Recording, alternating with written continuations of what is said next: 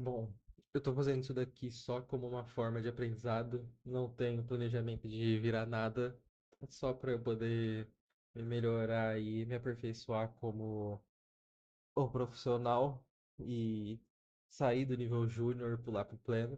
Atualmente eu trabalho como júnior faz aproximadamente um mês e meio, quase 2 meses, e eu tô nessa jornada como desenvolvedor back-end barra full stack ali. Tem um pezinho no front também quando precisa. E meu objetivo aqui é simples. Eu quero explicar alguns conceitos básicos da programação enquanto eu mesmo estudo e reforço eles. Então, como por exemplo, hoje eu quero explicar como funciona a herança. Bom, o que é a herança? A herança nada mais é do que os quatro pilares ali da programação orientada a objetos, na onde o objetivo dela é evitar a repetição de código de uma forma que a gente crie classes que vão ser herdadas, que vão ser as classes bases ou as classes pais. Elas serão herdadas pelas classes derivadas delas, as classes filhos, no caso, e essas classes vão receber todas as propriedades e métodos que que essas classes possuem. Olhando assim, é, fica meio confuso só por cima, por isso que eu gosto sempre de fazer uma explicação com um exemplo prático, até porque eu só aprendo ele na prática, então falar isso e escrever é o jeito mais fácil. Então, por exemplo, se vamos definir aqui uma classe, um exemplo mais básico assim que todo mundo usa é sempre o veículo e carro ali, porque é fácil de explicar, tem exemplos bem claros e todo mundo acaba entendendo como funciona. Por exemplo, aqui a gente está definindo uma classe pública chamada veículo. Nela a gente vai ter, por exemplo, uma propriedade pública, vai, se, vai ser vai ser int, no caso um valor inteiro, para poder facilitar a nossa vida, que vai ser speed, no caso velocidade. Aqui a gente está usando um get e um set para poder ser valores que a gente consegue mexer. No caso, a gente conseguir interagir diretamente com eles. E já vou dar um outro exemplo aqui bem simples de entender, no caso que faz parte de uma aula de modificadores de acesso, são o modificador protect, no caso, né? Então, nós temos ali, entrando em modificadores de acesso só por cima, a gente tem public, protect, o private, que seriam os mais simples, e o que eles fazem? Eles são responsáveis ali por controlar o que vai acessar o que, basicamente. Então, por exemplo, aqui na classe vehicle, a gente está querendo dizer que a speed é uma classe pública. Bom, o que isso significa? Isso significa que todo mundo que herdar aquela classe, no caso a classe vehicle, tem acesso direto a ela, pode acessar ela, vai herdar essa propriedade e ela é acessada na hora na hora de criarmos um objeto da classe vehicle, por exemplo. A gente pode acessar e definir valores diretamente ali para ela. Bom, o protect, no caso, o que ele quer dizer? Ele quer dizer que classes que vão ter acesso a ela, a esse atributo não, propriedade no caso, são classes que herdam diretamente a nossa classe base.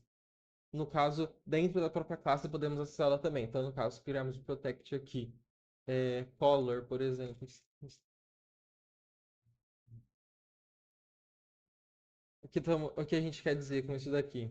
Bom, aqui, só para ele não reclamar, definir como nulo, quer dizer que color pode estar como valor null, no caso, né?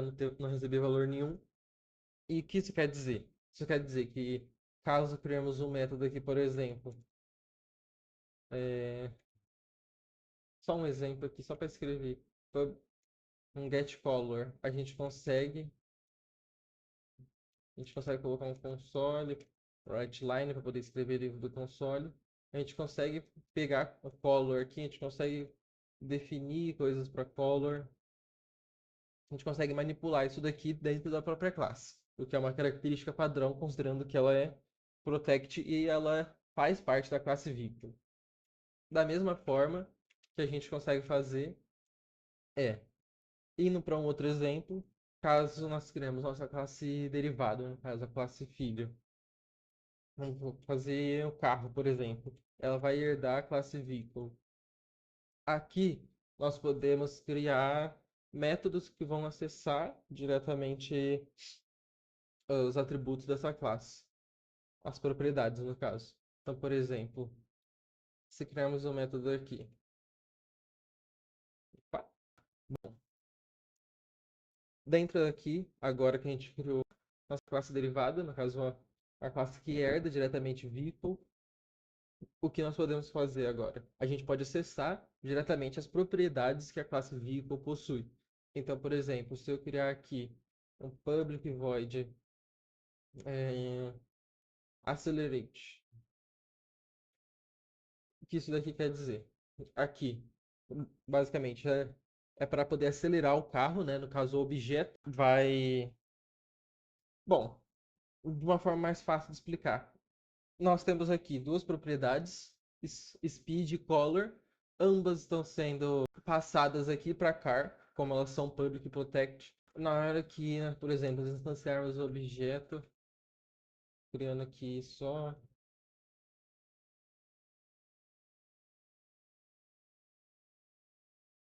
para poder instanciar o objeto depois. Bom, isso significa que quando o carro herda vehicle, ele está automaticamente recebendo essas duas propriedades para ele também. Então quer dizer que na hora que criarmos um objeto, por exemplo, do tipo carro, chamado car, e instanciarmos ele aqui, a gente consegue acessar as propriedades dele. Um ponto interessante tá vendo como só tem acesso a speed aqui? Bom, e color não aparece como uma propriedade para poder acessar? Isso é, isso é uma característica padrão do. Aqui, ó, ele deu erro por causa de ele estar como protect. Isso é uma característica desse método de acesso, no caso do protect. O que ele quer dizer? Ele quer dizer que você só pode acessar essa propriedade dentro da própria classe, da classe base, ou da classe herdada. Você não pode acessá-la diretamente. Então, no caso, eu não posso vir aqui tentar acessar color e alterar esse valor diretamente. O que eu teria que fazer? Eu teria que criar um método aqui dentro da nossa classe herdada, dentro de car, para poder definir ali e manipular ali essa propriedade que é a color.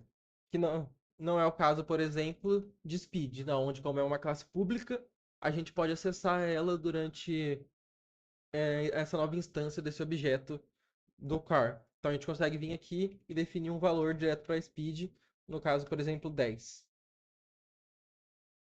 A gente consegue definir um valor 10, um valor inicial para nosso carro.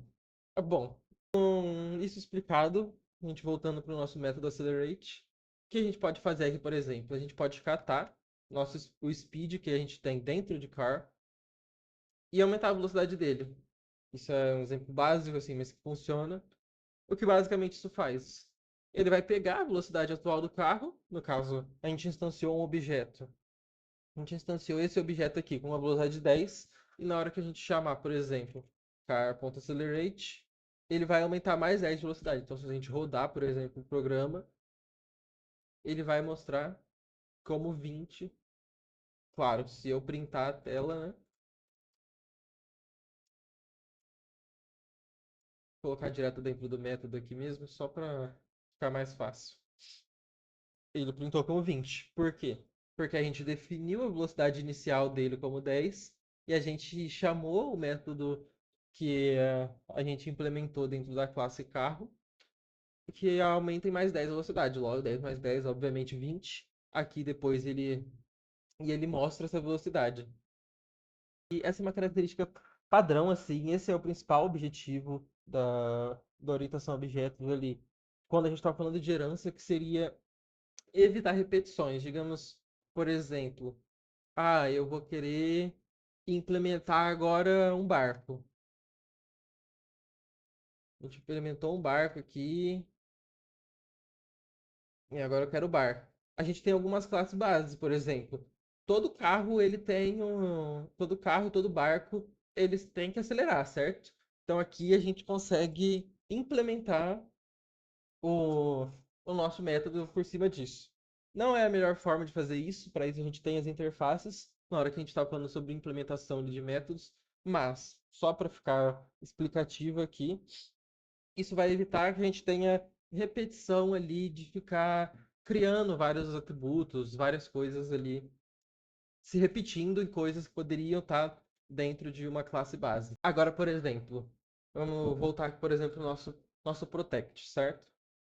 A gente não conseguiu, como eu tinha mostrado antes, acessar a color diretamente ali por do nosso objeto por conta que é uma classe protect. Significa que só pode acessar as classes das classes derivadas e das classes pais.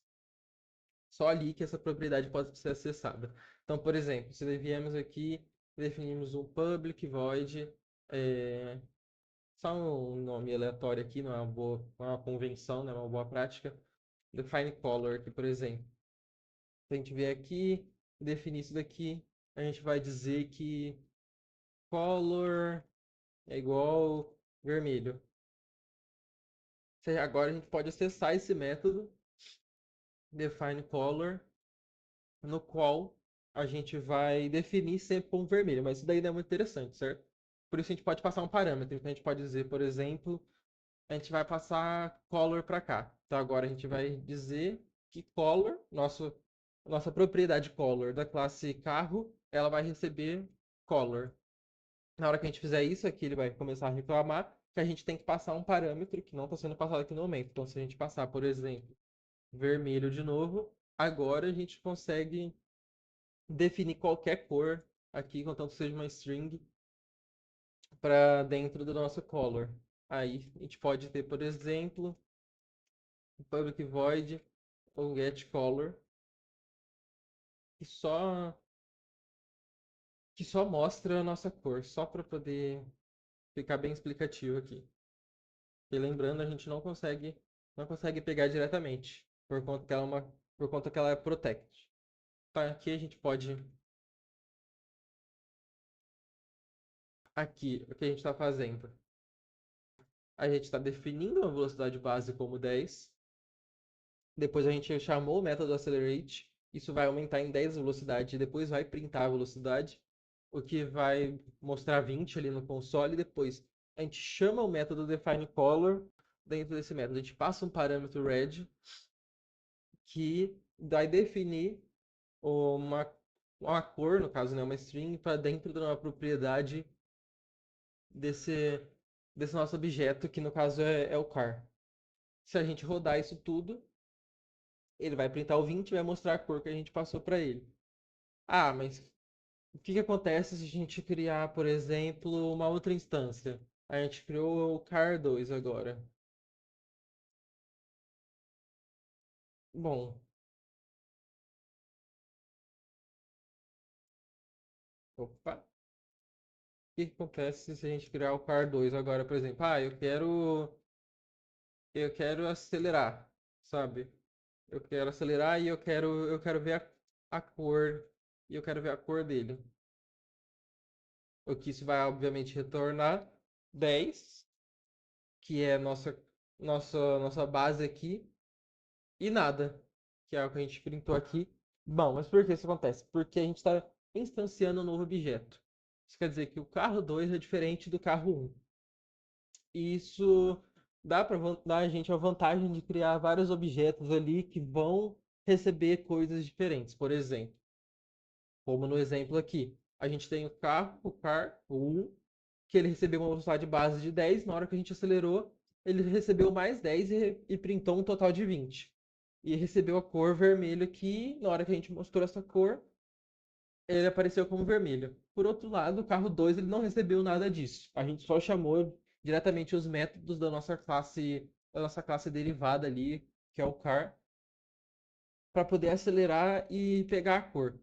Como a gente está automaticamente somando 10 aqui, ele pegou 0, que era o valor padrão, mais 10, obviamente, e mostrou 10. O que não foi o caso da cor. Como a gente colocou aqui que a cor poderia ser vazia, e a gente está só chamando diretamente o getColor para mostrar a cor, ele printou nada, printou um vazio. Como não tem nada ali dentro, ele não mostra nada. Bom, isso é um exemplo básico de como funciona a herança.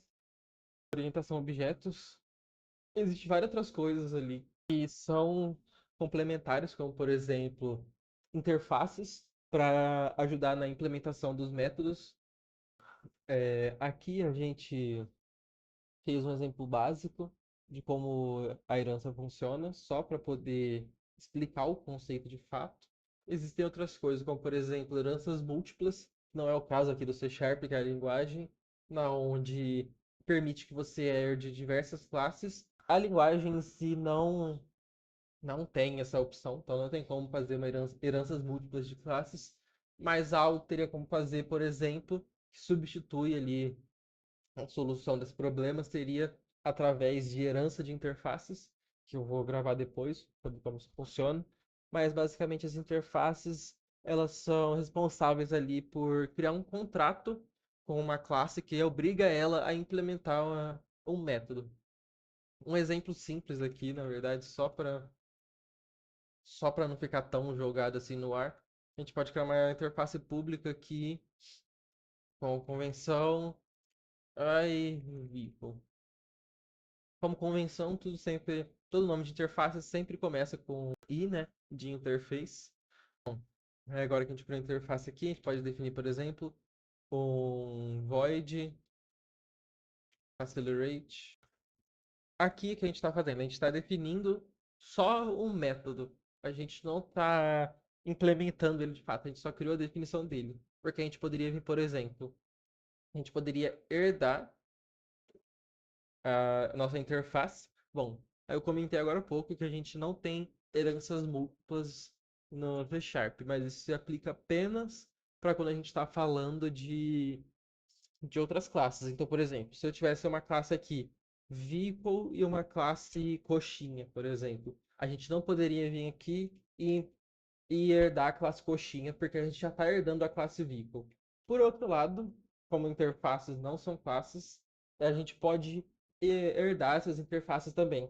E uma coisa interessante delas é que ela nos obriga a fazer a implementação dos métodos que estão dentro dessa interface. Por exemplo, aqui ele não reclama de nada porque eu já tenho implementado o mesmo método accelerate, mas se, por exemplo, apagar isso, ele vai começar a reclamar. Por quê? A interface ela é um contrato que força a classe a implementar aquele método. Então quer dizer que sempre vai dar esse erro enquanto accelerate, nosso método, não tiver sido implementado. E outro ponto interessante das interfaces é que ela permite múltiplas heranças. Então, por exemplo, aqui só um teste vista. Teste aqui, a gente consegue herdar o iTest, e agora ele vai começar a reclamar que a gente não tem o nosso método implementado. Aqui, agora que ele está implementado aqui, retornando uma exception de não implementado, ele parou de dar o erro. Bom, mas depois eu vou explicar isso mais a fundo. Foi só um exemplo, só para poder mostrar como a herança funciona. Ainda tem muita coisa que se encaixa nisso tudo, até porque os quatro pilares eles conversam entre si ali e suas implementações, e formas de construir aplicações, por exemplo.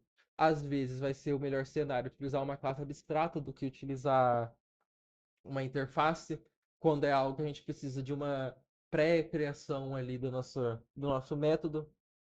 Às vezes vai ser melhor utilizar uma interface. A gente também tem aqui, por exemplo, os modificadores de acesso que entram nisso. A gente tem o conceito de abstração, que também é bem importante aqui nesse caso. Encapsulamento, polimorfismo. Todos esses conceitos aqui, eles basicamente conversam entre si e fazem parte dos grandes quatro pilares e que quando você junta todos eles acaba fazendo sentido.